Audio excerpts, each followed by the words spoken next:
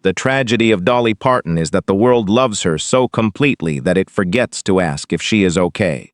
We remember the towering blonde hair, the smile that could light up an entire stadium, Jolene, I Will Always Love You, Dollywood, 200 million books sent free to children, $1 million quietly placed on the table to help create the Moderna vaccine in the middle of the pandemic. But that is only half the story, the half that the stage lights allow us to see. On the other side of the lights, there is a 9-year-old girl who had to learn to be a mother to her newborn baby brother and then witness that baby brother stop breathing. There is a teenage girl beaten by her own grandfather for daring to dress the way she wanted. There is a 36-year-old woman sitting alone in her bedroom, staring at the gun in the nightstand drawer, staring for a long time until the tiny footsteps of a little dog named Popeye pulled her back from death. And there is a 79-year-old wife, after 60 years by the side of the only man, who had to learn how to wake up every morning in a house without his footsteps. Today, in 2026, Dolly Parton, at 80 years old, sits in front of the camera, her wig still perfect, her makeup without a single smudge, telling millions of people she has good news and a little bad news. She is responding well to treatment, but the medicine makes her a bit dizzy. Then she laughs. She compares herself to a classic car that, when restored, will be more beautiful than ever. She still jokes. She still smiles. She still worries about other people's feelings before her own, even when her body is begging her to stop. What happens when the woman who has spent her whole life taking care of the whole world finally needs someone to take care of her, but she still refuses? Dolly Parton's life is like the dress her mother once sewed for her from scraps of rags when she was a child. The dress that friends laughed at, but she wore like a queen's cloak. Each piece of fabric is a broken piece, poverty, loss, pain that no one sees. But she sewed them back together with something that only comes from love, humor, and generosity. Before looking through that glittering dress to find the real woman inside, please subscribe to the channel and leave a like for Dolly. To understand the woman who gave everything, we must go back to the place where she had nothing. Dolly Rebecca Parton was born on January 19, 1946, in Locust Ridge, Tennessee, nestled at the foot of the Great Smoky Mountains. She was the fourth child in a family of 12 siblings, and the house that 14 people shared had only one bedroom, no electricity, no running water, no indoor bathroom. In winter, the wind blew through the cracks in the wood, and the 12 children piled on top of each other to stay warm. She once told how they bathed once a week, not as a complaint, but as a way she acknowledged reality, and she never bowed her head to the circumstances. Her father, Robert Lee Parton, was a farmer, a construction worker, a man who did everything with his hands. He could never read a single line of text. Dolly called him the smartest man she had ever known. But he was illiterate his whole life, and she believed that was exactly what kept him from all the dreams that his sharp mind should have achieved. Many decades later, it would become the seed for what many consider her greatest legacy. Her mother, Avie Lee Owens, married as a teenager and gave birth to 12 children in 20 years. Her body never got to rest, but her singing voice never stopped. Avie Lee taught Dolly the first melodies, church hymns and Elizabethan ballads that her ancestors brought from England across the ocean, through many generations, then laid down in the middle of the Tennessee mountains like the only inheritance that poverty could not confiscate. If her father gave Dolly resilience, then her mother gave her music, and the music in that one-bedroom house was not entertainment, it was oxygen. Daily food was wild rabbit, squirrel, field mouse, homegrown vegetables. Dolly often woke up at 4 in the morning to prepare lunch for her father before he went to the fields. Father and daughter sitting and talking in the kitchen amid the smell of wood smoke and candlelight. Moments that many years later she still called the most precious of her childhood. But poverty did not just take comfort, it took physical safety too. When Dolly was about 6 or 7 years old, she jumped over a fence and fell onto a broken mason jar. 3 small toes on her right foot almost severed, just hanging. There was no money for a doctor. Her father and brothers held her down. Her mother poured cornmeal to absorb the blood, poured kerosene on the wound to disinfect, then used the family sewing needle to stitch each toe back.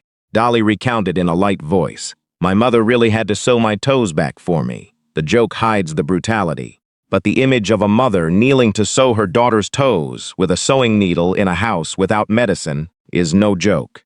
And in that same house, music began to take root. Dolly sang in front of the Church of God congregation from the age of 6. Her grandfather was a preacher. At 7, she played a homemade guitar. At 8, Uncle Bill Owens bought her first real guitar. At 10, Uncle Bill took her on television in Knoxville. At 13, she stepped onto the Grand Ole Opry stage and recorded her first single. Music was not a hobby, it was the only escape, the narrow but only path leading out of those misty hills. But even that escape had a price. Dolly dressed in a flashy style from very early on. Makeup, big hair, tight clothes. Her father hated it. Her grandfather beat her for the way she looked.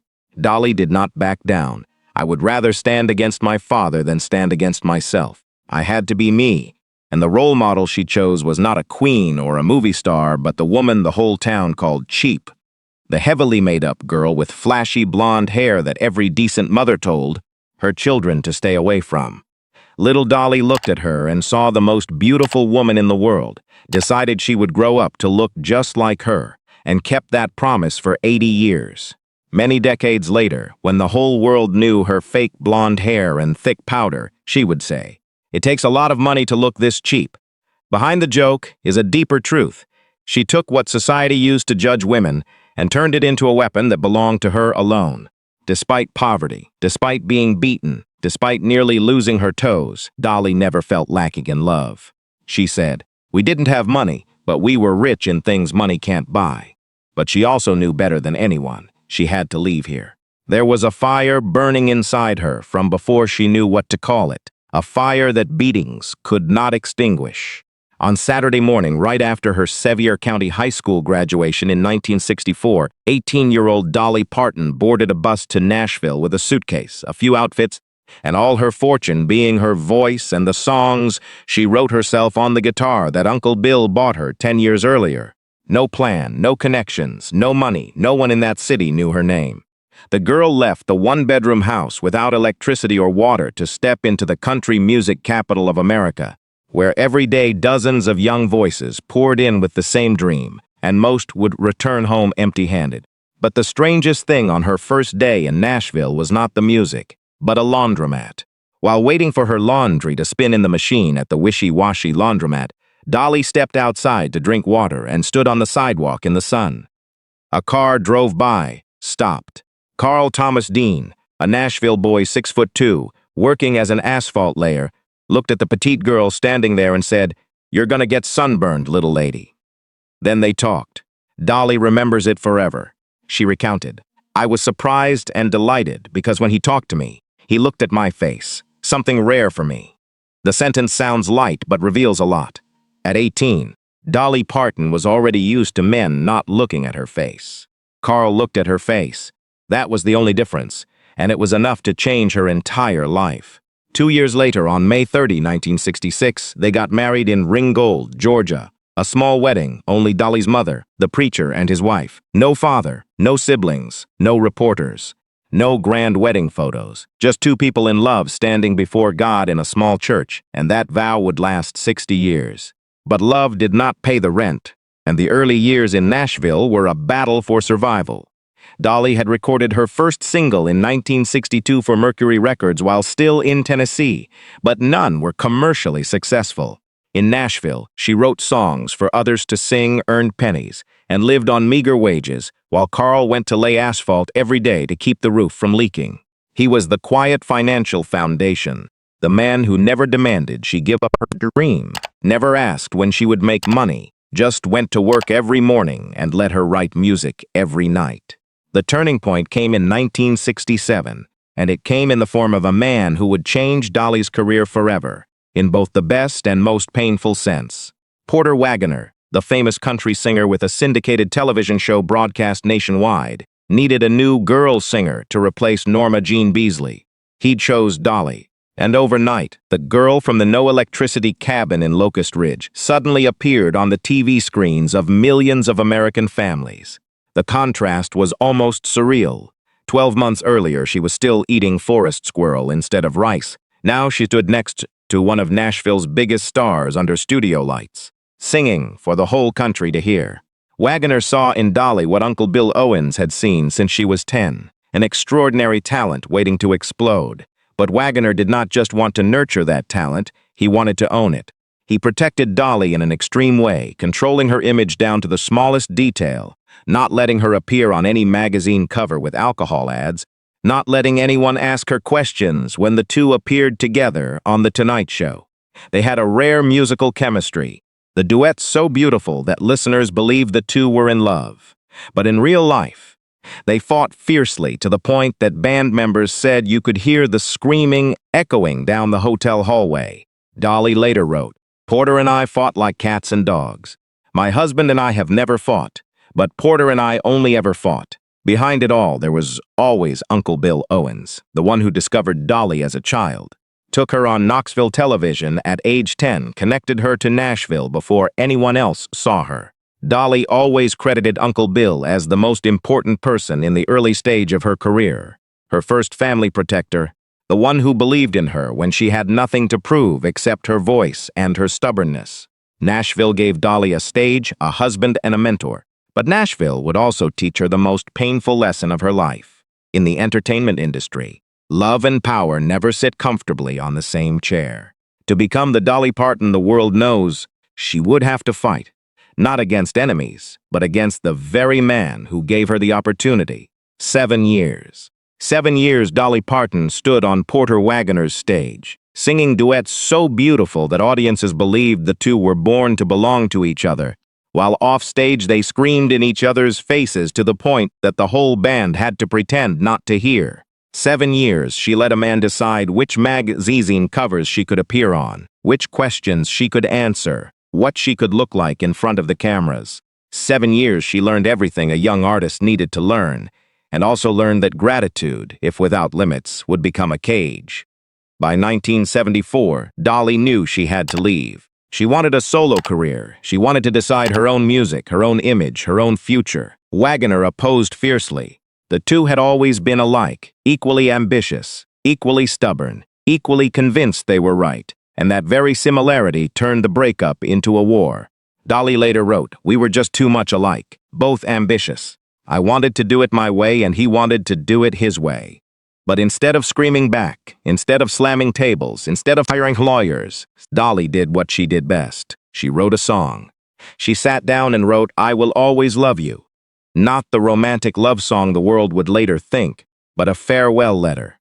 Each lyric was a thank you and a goodbye at the same time. Deep respect for the man who had given her the opportunity mixed with an unshakable determination that she had to go.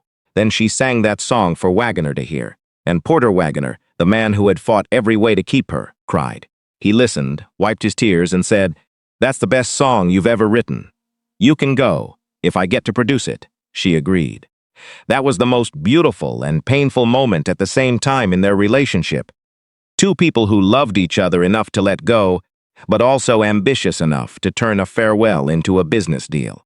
Dolly left, and she flew, CMA Female Vocalist of the Year in 1975, then again in 1976, Entertainer of the Year in 1978, the highest award in country music, the first time given to a woman who was just beginning to show the world what she could do. Her own television show called Dolly was born in 1976. Here You Come Again in 1977 became her first crossover hit, opening the door wide from the country world into the pop market. Everything Wagoner said she could not do alone, she was doing, and doing better than when she was by his side. But Wagoner did not let go. In 1979, he sued Dolly for $3 million, claiming that he had made her a star and deserved a percentage of her career for life. $3 million. At that time, an enormous amount of money. Dolly could have fought back. She had good lawyers, evidence, and plenty of strength to drag the lawsuit into the light and let public opinion judge. But she did not. She settled for about $1 million and ended everything, she said. I decided that if he could live with that amount, then I could live without it. No bitterness, no revenge, not a single public bad word. Just letting go, once again, and moving forward. And this is the most extraordinary thing. The story did not end in bitterness. Despite being sued, despite being betrayed by the person who had been her closest mentor, Dolly and Wagoner found their way back to each other. They recorded a joint album in 1980. Wagoner appeared on Dolly's new show. Wagoner later admitted that the lawsuit was a mistake. that the lawyers had pushed things too far. And when Porter Wagoner lay on his sickbed for the last time, the person sitting by his side 2 hours before he closed his eyes was Dolly Parton. She said, "I was with Porter the day he passed. So we came full circle, and everything was okay. The circle closed. The farewell song became a prophecy. She would always love him, and she kept her word." But the story of "I Will Always Love You" had one more chapter that no one expected. At some point in the mid-1970s, Elvis Presley, the king of rock and roll, wanted to record that song. Dolly almost fainted with excitement. Elvis singing her song, what greater honor. But then Elvis's manager, Colonel Tom Parker, called and demanded she sign over 50% of the publishing rights. Dolly cried all night. She said it felt like having to give up her firstborn child. But the next morning, she wiped her tears and said no.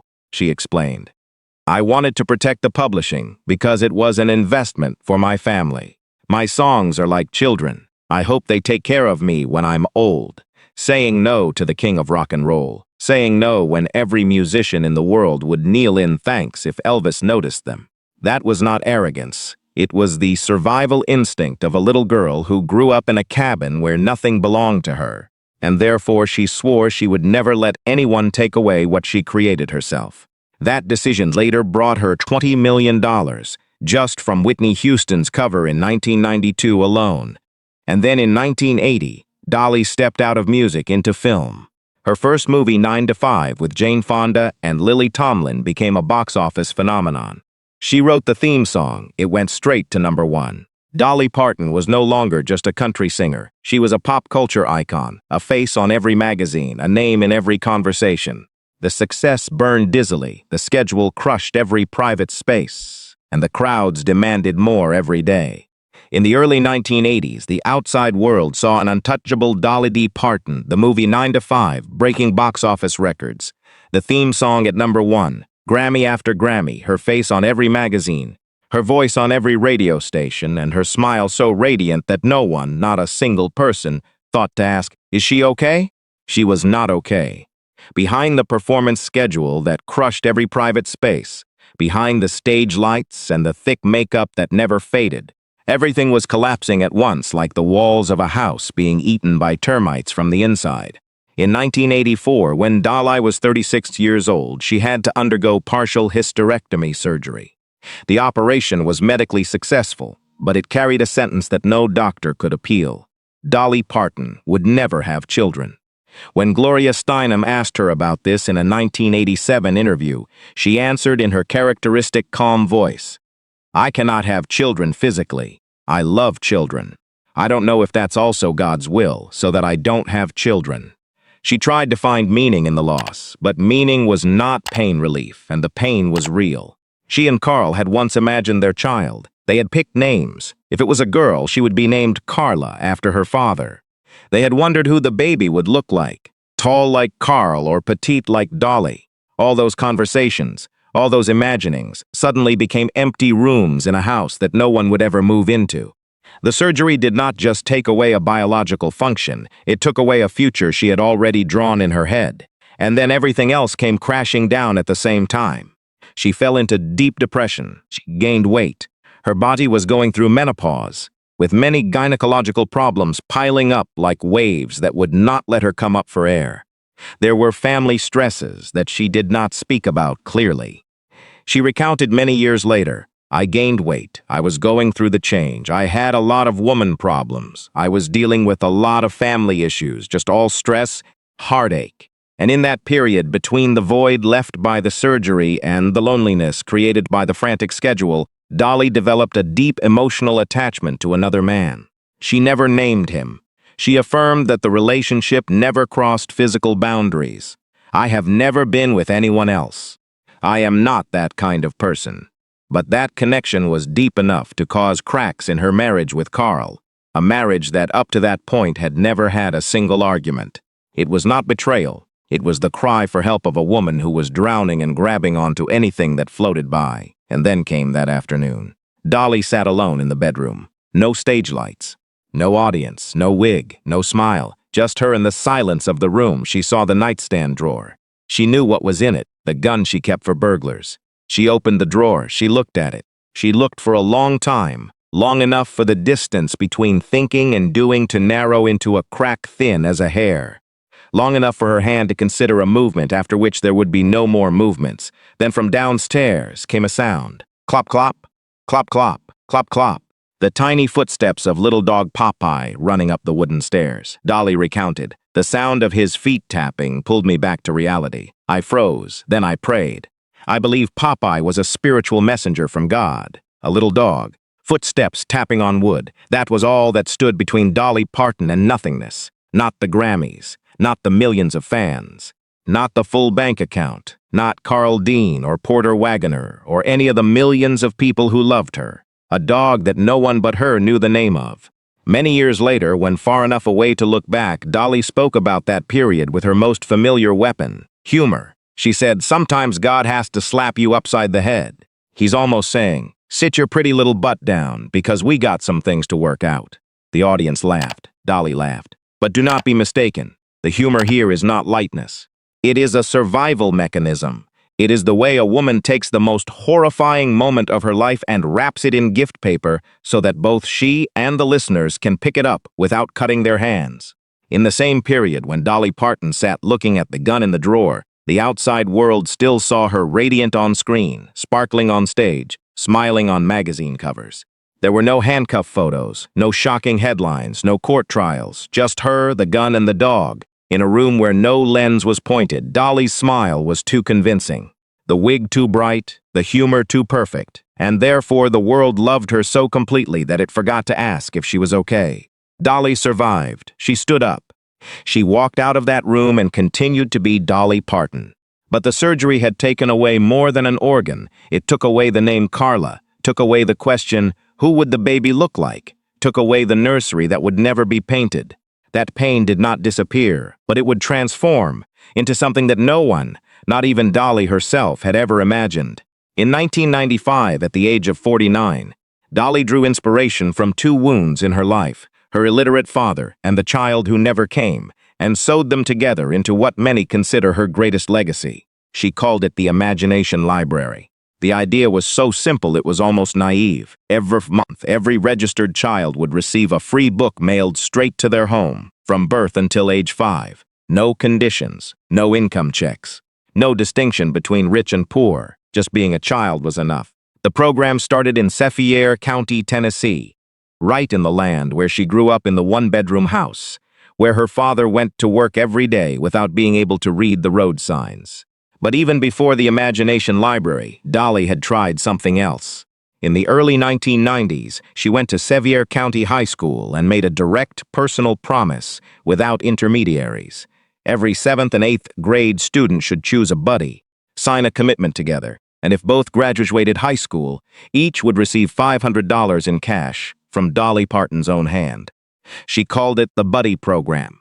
The dropout rate in Sevier County at that time was 35%. More than 1/3 of the children entering high school would never hold a diploma. After Dolly made that promise, the dropout rate dropped to 6%. Not a complicated education policy, not system reform, not an interagency committee. Just one woman looking into each child's eyes and saying, I believe you can do it, and here is proof in cash. Imagination Library started small, only children in Sevier County. But it grew as if it itself had Dolly's ambition flowing in its veins. In 2000, the program expanded nationwide, then across borders, Canada, UK, Australia, Ireland. In 2018, the U.S. Library of Congress held a ceremony celebrating the 100 millionth book, and Dolly Parton stood in front of the tallest bookshelves in America, reading stories to a group of children, the daughters of a man who couldn't read. In 2023, the 200 millionth book was sent out. In 2025, the program celebrated its 30th anniversary. Today, more than 2 million free books are sent out each month, and for every 7 children under 5 in the U.S., 1 child each month opens the mailbox and sees a book with their name on the envelope. A book from a woman that child may never meet, but that woman has thought of them. And there is a moment that closes the circle so beautifully that if someone wrote it into a novel, readers would say it's too perfect to be true. Before Robert Lee Parton passed away, he told his daughter that Imagination Library was probably the most important thing she had ever done in her life. Dolly recalls, "I can't tell you how much that means to me, because I created Imagination Library as a tribute to my father. The man who couldn't read a single line told his daughter that her book program was the most important thing she had ever done. He didn't need to know how to read to understand that, and she didn't need to give birth to become a mother. 200 million books.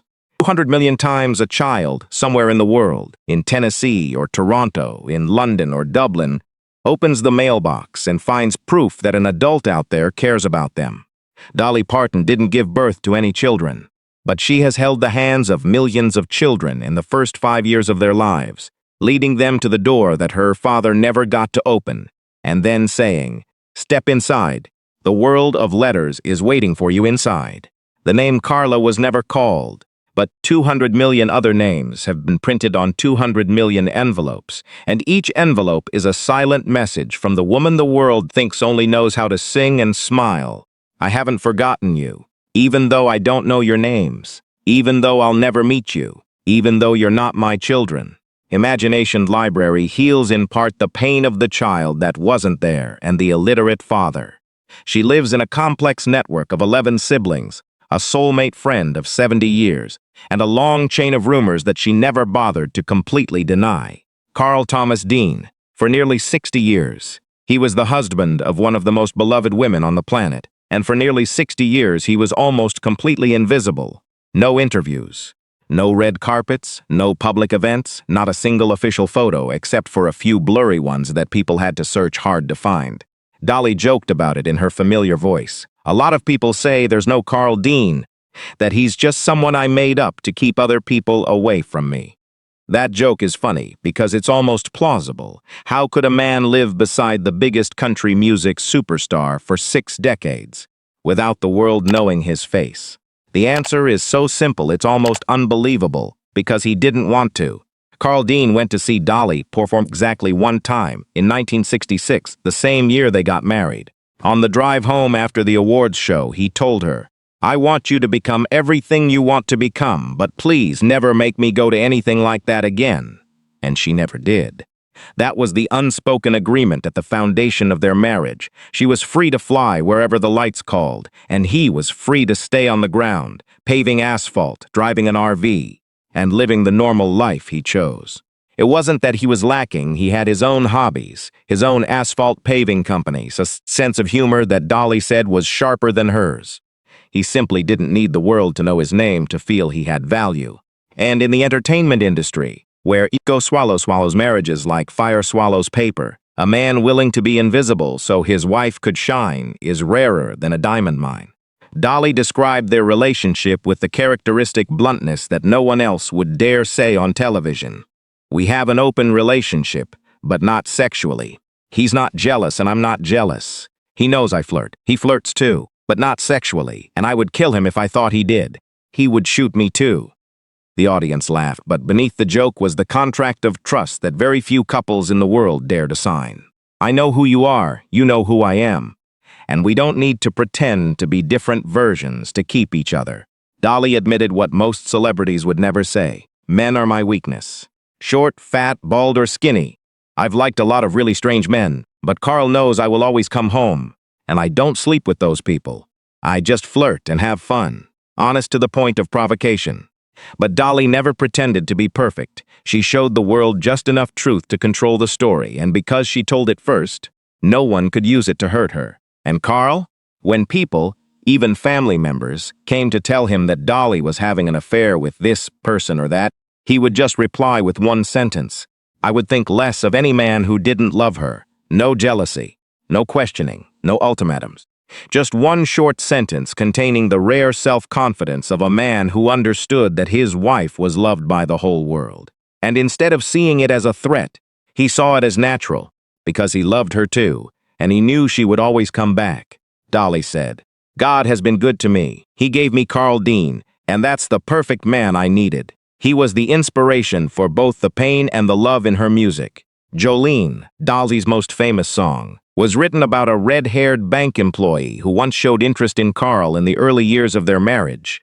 And the fear of losing him in that song was so real that hundreds of millions of listeners felt it without knowing the original story. From Here to the Moon and Back was written directly for Carl, a love lyric with no need to hide behind characters or metaphors. Dolly turned pain into art, but she also turned love into art. And Carl Dean is the only man in the world with the privilege of appearing on both sides of her pen. He didn't need the spotlight. He didn't need to control her. He didn't need the world to confirm that he existed. He only needed her to be happy, and he was willing to be invisible for that to happen. For 60 years, Carl Dean was the gravity that kept Dolly from flying too far from the ground. He was the only one who looked her in the face from the very first day at the laundromat, when all the other men looked elsewhere.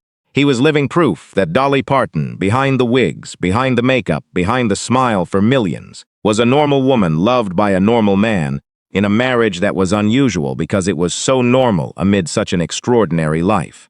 And then, on a day in March 2025, that gravity disappeared. On March 3, 2025, Carl Thomas Dean passed away in Nashville at the age of 82. The man the world wasn't sure existed left this world in silence, without lenses, without headlines, without any noise except the cries of those who truly loved him. Dolly wrote on Instagram with the shortest words she had ever used in her life, as if language, her most powerful weapon, the thing that had given her everything, suddenly became powerless. Carl and I had many wonderful years together.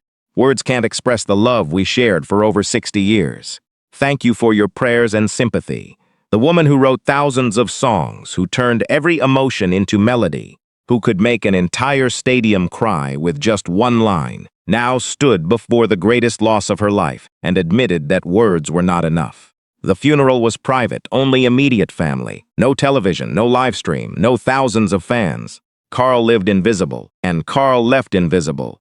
And that consistency was perhaps the last thing she could keep for him. 4 days later, just 4 days, Dolly released the song If You Hadn't Been There.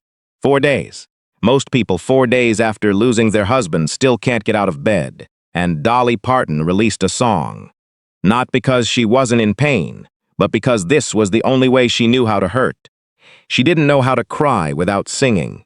She didn't know loss without turning it into melody.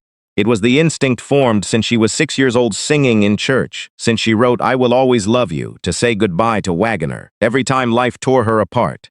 She sewed it back together with musical thread. The lyrics went straight to the heart without needing to go through any protective layers. I wouldn't be here if you hadn't been there.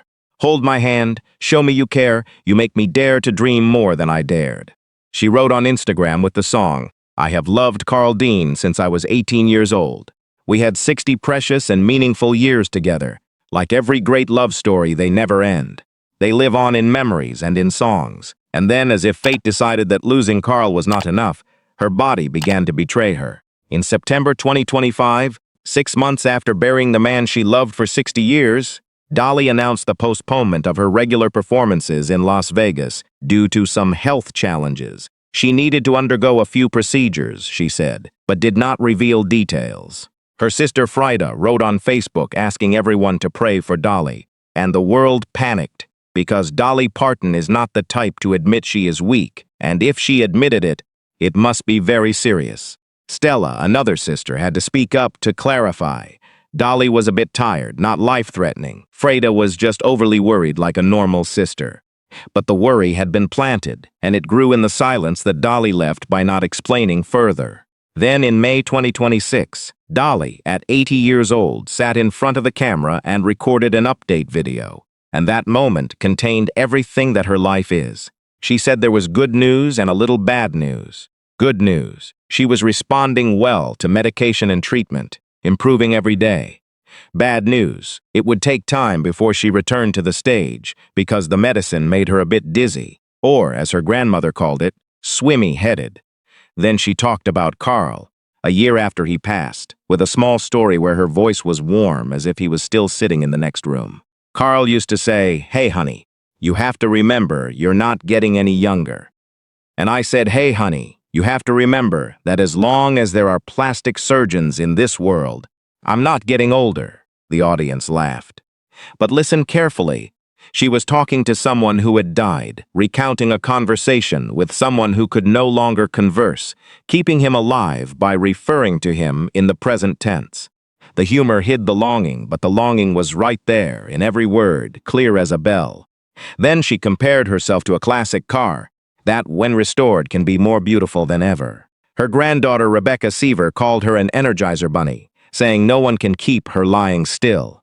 And that was true. Dolly no longer toured, but she still wrote music, still managed her business empire, still made videos for fans, still joked. Her voice may have changed. Her body had slowed down. Her steps were no longer as quick as when she jumped over fences in Locust Ridge and fell onto broken glass. But the ability to write lyrics, tell stories, connect with people, the core instinct that had saved her from the one-bedroom house, that had kept her alive when she looked at the gun in the drawer, remained intact. No one needed Dolly Parton to dance on stage at 80. No one needed her to race against time or pretend that the years hadn't touched her. There is a profound dignity in allowing a legend to exist beyond the idealized, frozen version of her peak. Dolly at 80 didn't need to be Dolly at 30. She just needed to be herself, with all her wounds and smiles, wigs and tears, medications and humor, memories of Carl and the sound of Popeye's footsteps still echoing somewhere in her memory. Her body was slowing down, but Dolly Parton didn't stop, and at 80, instead of resting, she was preparing for a new chapter. On the occasion of her 80th birthday, Dolly Parton could have done anything: throw the most lavish party in Nashville history, invite thousands of stars to celebrate, sit on a rhinestone throne and receive the love of the whole world. But instead of receiving, she gave. She released a new version of Light of a Clear Blue Morning with Lainey Wilson, Miley Cyrus, Queen Latifah, Reba McEntire, and David Foster on piano, and all proceeds went to pediatric cancer research at Monroe Carell Jr.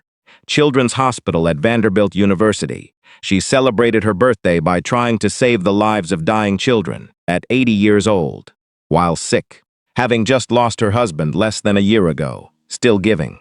And that was not a one-off act. It was a pattern. It was the heartbeat. It was something repeated throughout her life with the regularity of a heartbeat. At the same time, the musical she had nurtured for 10 years finally stepped into the light. Dolly, a true original musical, premiered in Nashville in July 2025 and was announced to hit the Broadway stage in winter 2026 on the occasion of her 81st birthday. She was turning her life from the one-bedroom shack, through the laundromat where she met Carl, through the night, staring at the gun in the drawer, to 200 million books, into stage art, the final and most complete time. As if she wanted to make sure the story was told right, in her voice, in her way, before anyone else had a chance to tell it wrong. And at 80 years old, she was still building new businesses. Cup of Ambition, a coffee brand in collaboration with Community Coffee, launched in 2026, the name taken from the song 9 to 5, like a cheeky wink to her own past. Dolly Beauty, the cosmetics brand, launched in 2024. Dolly Wines, the wine label, the same year.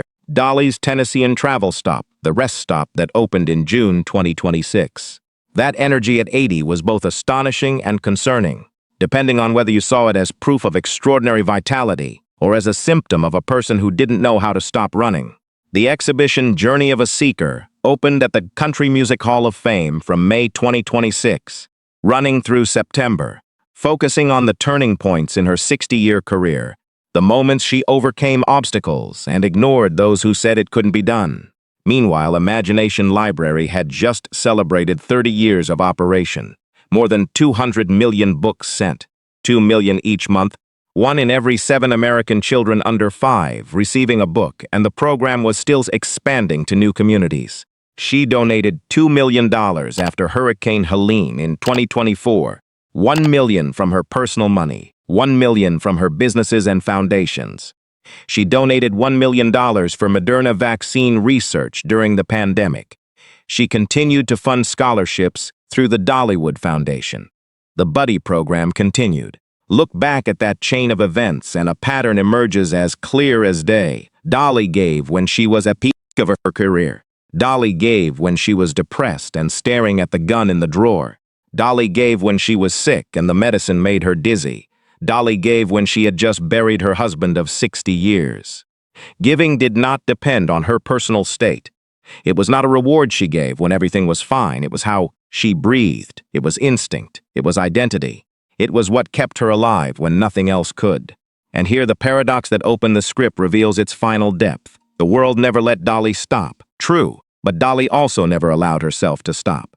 The paradox did not just come from outside, from the expectations of millions of fans. It came from within, from a woman for whom giving was identity. She was not trapped in a saintly image just because the world assigned it to her. She was trapped because she truly wanted to give, because if you took that away from her, she wouldn't know who she was anymore. The 9-year-old girl who held her newborn brother in her arms until he stopped breathing grew up into a woman who held the whole world in her arms and refused to let go, even when her hands were tired, even when her body was begging her to rest. Dolly Parton at 80 did not have a neat Hollywood ending. Her life was a complex mosaic. Commercial obligations, quiet family moments, echoes of old controversies, the relentless effort to care for the world even when the world should have cared for her. And now there was only one question left. When all has been said and done, what is her true legacy? Dolly Parton was not the perfect saint the media wanted her to be, nor the tragedy that skeptics tried to assign to her. She was a human being living at the most extreme extremes of humanity, where the brightest light and the deepest darkness coexisted in one body, in one life, in one smile. She was the woman who dared to say no to Elvis Presley, the king of rock and roll, then cried all night but the next morning still kept her publishing rights. She was the one who wrote "I Will Always Love You" for the man who sued her for $3 million, then sat by his bedside 2 hours before he closed his eyes, because she had promised she would always love him, and she kept her word. She was the one who sent 200 million books to children she would never meet, to honor a father who couldn't read, to fill in part the nursery, where the name Carla was never hung on the door. But she was also the 9-year-old girl who held her newborn brother in her arms until he stopped breathing, the teenager who was beaten by her grandfather for daring to look like the woman the whole town called cheap, then decided to look like her for life as an act of defiance with lipstick and rhinestones. The 36-year-old woman who stared at the gun in the nightstand drawer long enough for the distance between living and dying to be as thin as a hair, and was pulled back by the clopping footsteps of a little dog that no one but her knew the name of. The 79-year-old wife who wrote a song for her husband 4 days after he died, because she didn't know how to hurt without singing. She had done more than collect awards: 10 Grammys, 1 Emmy, 2 Oscar nominations, Kennedy Center honors, and hundreds of other honors were just stones marking a road longer than any certificate could measure. She had changed the way the world thought about poverty, not by giving speeches but by telling the story of the coat of many colors made from rags and turning it into the best song she ever wrote. She had changed the way the world thought about women, in an era when the entertainment industry demanded that women choose between beautiful and smart, between sexy and respectable, between funny and serious. Dolly refused to choose. She took it all, then smiled and said, "It takes a lot of money to look this cheap while owning a $600 million empire that she built from nothing." She had changed the way the world thought about generosity. Not the kind of charity where you write a check and take a photo, but the kind where you kneel down to look into the eyes of each 7th grade student and promise $500 if they graduate. The kind where you send books right to the mailbox of 2 million children every month. The kind where you quietly put $1 million on the table to help create a vaccine that saved millions of lives, and then joke that she was very proud to have a little something to do with it.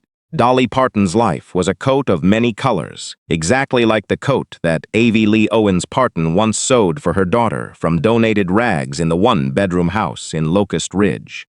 Each piece of fabric on the coat of her life was a broken piece: poverty, losing a sibling, inability to have children, depression, near suicide, being sued, being criticized by her own sister, losing her husband after 60 years, her body betraying her at 80.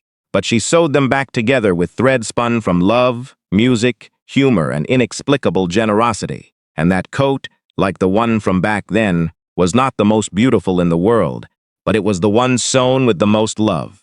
Dolly Parton's true legacy does not lie in the display cases at the Country Music Hall of Fame. It does not lie in Dollywood or in the $600 million asset inventory. It lies in every little girl who dares to wear what she likes even if she is laughed at. In every child who opens the mailbox and finds a free book with their name on the envelope. In every woman who decides to own her own work instead of handing it over to a more powerful man.